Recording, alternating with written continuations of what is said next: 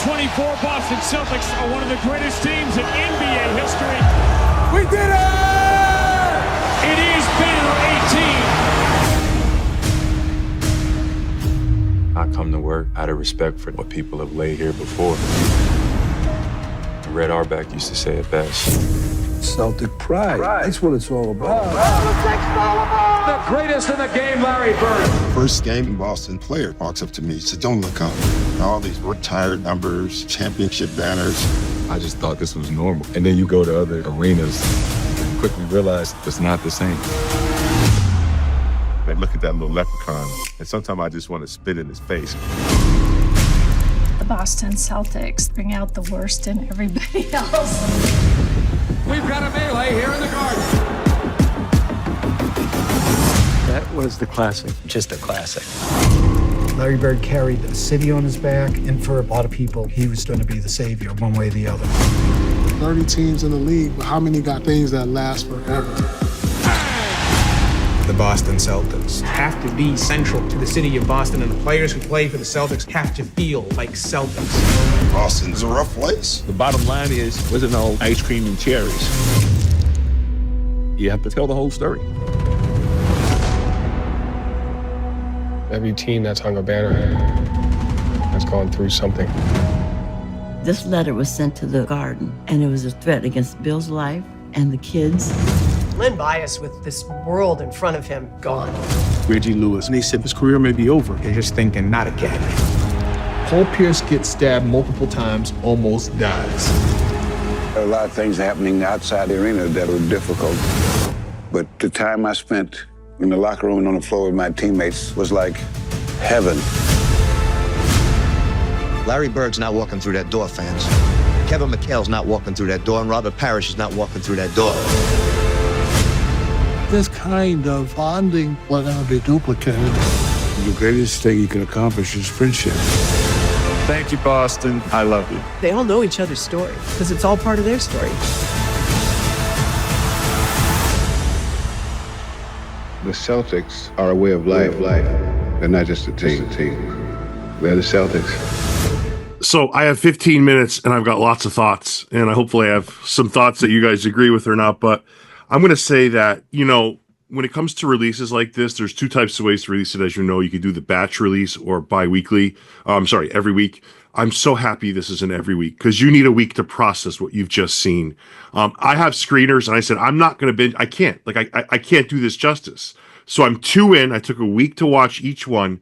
And boy, am I glad that I took that approach. I really, really am.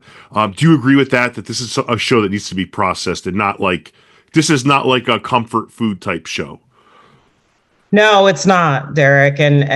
We're so thrilled that we're going to have and allow people to take a week to digest it, as you said. I think, from our standpoint, it was always a cohesive story with a beginning, middle, and end. It was never, an anthology episodic where you can just kind of casually watch as you're scrolling your phone. We introduced we're hoping there's some really engaging, conversation around each of these episodes that we are allowing people, and HBO made the decision to release it this way, and we're just thrilled.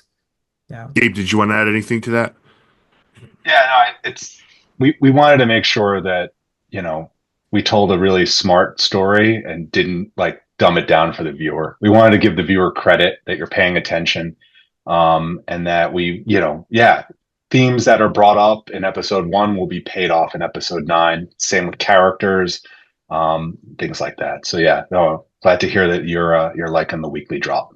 No, I don't like it. I love it. I love the show. I love everything about this doc. And I'm going to say that, just an observation. I think I might have emphysema from the amount of smoking that I've been seeing. I forgot how much smoking. I'm old enough to remember that there's a lot of times that we're smoking, but you have reporters typing on cigarettes on the court. Bob Cousy smoked for 5 years doing cigarette commercials. What an insane amount of smoking. And that's the beauty of a doc like this is, yes, it's Celtics. I'm in the heart of New England. I love it. But there's also the historical part, which I'm totally enamored with. Yes, we are. We were so fortunate, Darek. The archive is incredible. And the deeper that we dug into it.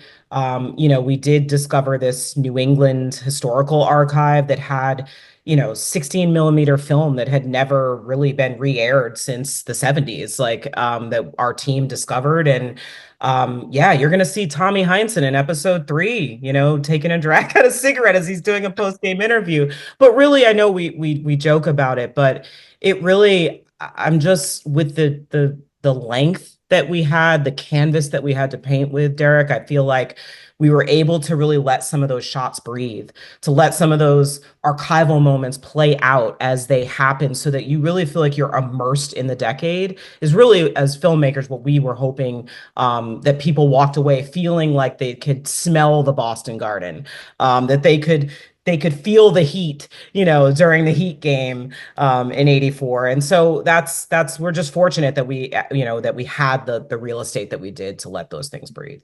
Let me ask you both this. Oh, go ahead, Gabe. I'm sorry. Go ahead. I was just going to say there's a little Easter egg there in episode 5, that just to say that Lauren's saying, like, the care that our edit team put in, our editors poured over this footage. There's a shot that I think, and I say this with all the love and respect for Boston fans in the world, that sums up the Boston fan experience. There's a synchronized shot of somebody taking a drag of a cigarette and drinking a beer at the same exact time with the same exact motion that I think picture says it, speaks 1,000 words. Yeah. Perfect. Let me ask you this. So you mentioned the footage. So some of it is from the archives. I get that. Was the Bill Walton and Jerry West stuff before they passed? Was that you guys, or was that archive stuff too? No, that was us. Oh, nice. Yeah. So we had the opportunity to go to San Diego, and I was very fortunate to be able to sit down with Bill, our team. We met him. He was in great spirits that day. All of his Grateful Dead memorabilia in the background of that interview shot. No, we had no idea. We were shocked when we heard of his passing, and Jerry West as well. Like, again, he was, it was obviously painful at times to go through some of these moments with Jerry, and he still harbors a lot of those feelings, and it's very real and raw for him even all these years later. But he was so open with our team. He was so open with us, and it's part of the story, right? The rivalry is part of it, the pain, the heartache, the years of wanting to beat the Celtics, and he shared that with us so openly. So we're just so grateful that we had that opportunity. Yeah. So I have to say, this doc brings up such a perplexing issue, right? Because clearly the city of Boston has had its issues, right? Like from its past, its checkered past. But then you have the team, which is almost the polar opposite, right? Starting the first 5 all black team, Reds work. It's just undeniable, like changing Boston to Celtics. Like, there's so much done. The Celtics are, and I think Jaylen Brown talks about being pioneers, but it's like you years later, somebody who lives in New England, I see that, free agents didn't want to come here because the quote unquote racism, which is a valid thing. But I almost feel like this doc does what I love about this so far. One of the things is that it separates the Celtics from the city. And I love the way it does that, because I think there's 2 different things early on as we go. Am I looking at that in a fair way? Either one of you? Yeah, I do think you are. And I know, Gabe, we spent so much time, researching and just thinking about, even as a team, it's Celtics City, right? Like, how do you separate the two? But there are clear delineations, like you're talking about, Darek, in those early years, especially with what Bill Russell endured and his experience. And but yeah, I think it was hard for us to say that we could do this without exploring the evolution of the city of Boston in those 77 years that we covered. Right, Gabe? That's kind of what we spent a lot of time with. Yeah, and you can't separate the city from Boston, and you can't take the Celtics out of Boston either. Like, it's just and like, yeah, to Lauren's point, it was a question that we all had, is like, how is this team so progressive in this city that has this reputation of perception, right? That's not right, but also it also does have this perception of being the capital of education, and you know what I mean, like. And I think, like, a couple characters or a couple people speak in the film, yeah, two things can be true at the same time. And here, multiple things were true at the same time. The Celtics were moving the ball, terrible pun, but they're moving the ball forward for America, for the sport. At the same time, some pretty horrible things were happening in the city that are undeniable. The 60s were awful in every city. The 70s had busing in multiple cities. And yeah, obviously the busing crisis in Boston was, a black eye for the city, a stain on the city. And we get into all of that. And how does what happens in the city affect what's happening on the court and vice versa? Was it the summer of, was it 57 or maybe it was a little bit later, where the doc goes into the way that Cousy and Bill Russell spent their summer, right? Russell's kids are starving. They're starving, and he can't go anywhere because everything's segregated. And then Cousy's on the beach. He's doing cigarette commercials. He's out. Boy, what a tale of two men in that summer, right? Yeah, and that's 62, 63. Really. Cousy retires in 63. That's kind of where we leave you in episode 1. And I think that was just, again, what was important to us was just trying to, look at Bill Russell's story, his experience, in as many ways as we could, from as many sides and points of view as we could. And like being able to compare Cousy's experience to Russell is one of them, one aspect of it. And also just trying to understand, he had a complicated relationship with the city, but he also was beloved in the Black neighborhoods in Boston, in Roxbury and Dorchester. And I think we spent a lot of time trying to bring that out, to bring those stories out, because I think that's part of it that just often isn't known. Similarly to what you brought up earlier, Darek, about the Celtics being a pioneer, drafting the first Black player coach, first Black starting five. Not many people know that. Many people know that Bill Russell owned a bar and grill in Roxbury, in a Black-owned business, and that was really significant in the 1960s. Yeah, the questions he has to field as the coach, like, are you going to show basically favoritism towards Black players, was insane. The questions he had to field, I was like blown away by that. I'm like, you've got to be kidding me, Even for the time, it seems like an over the top question to ask.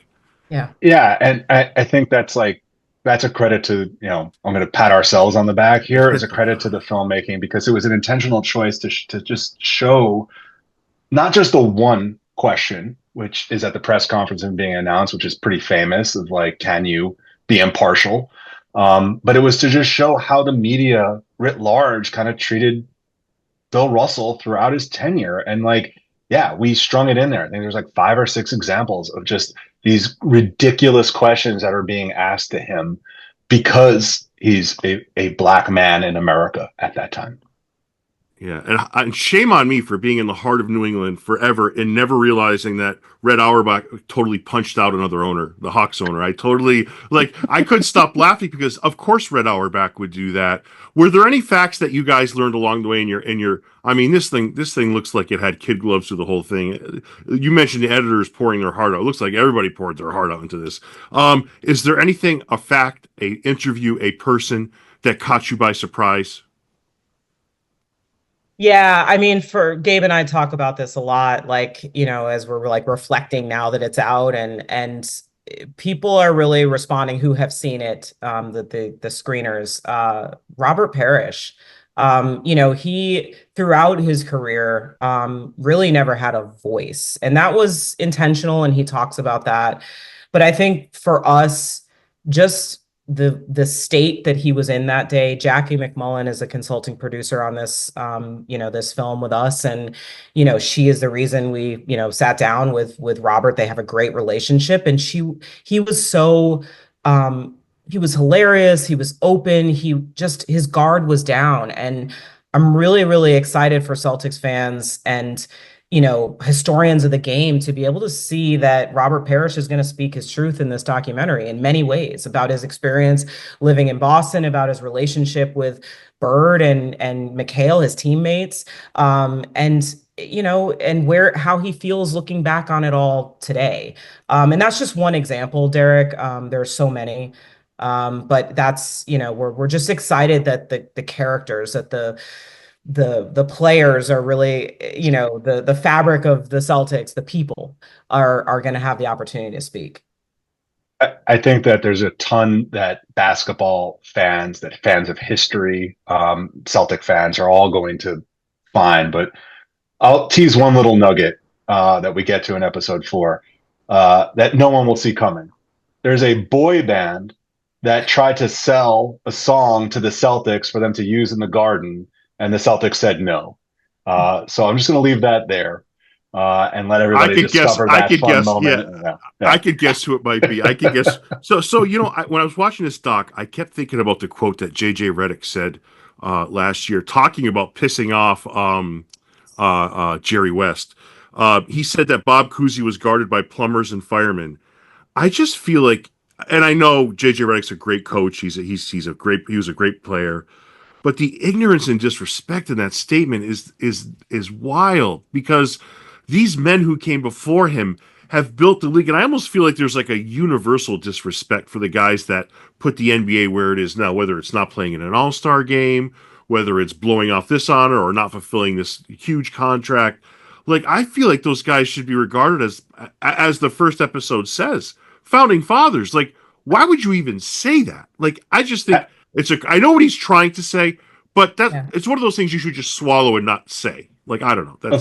Of course. And I think this goes back to how you started this. Like, that's one of the coolest things that Laura and I don't think saw coming, but we're so happy is happening with releasing one episode at a time. Because what I've seen across the board in the media and on social media is this understanding and appreciation of Bob Cousy. Like, the highlights are like, oh my God, I didn't realize people were doing behind the back. I don't care who, like, and as Jackie McMullen says in episode 2, the competition is the competition. And what the Celtics did collectively and individually in the 50s and 60s is unheard of, unprecedented, and will never be matched. Yeah. And I'll finish with this.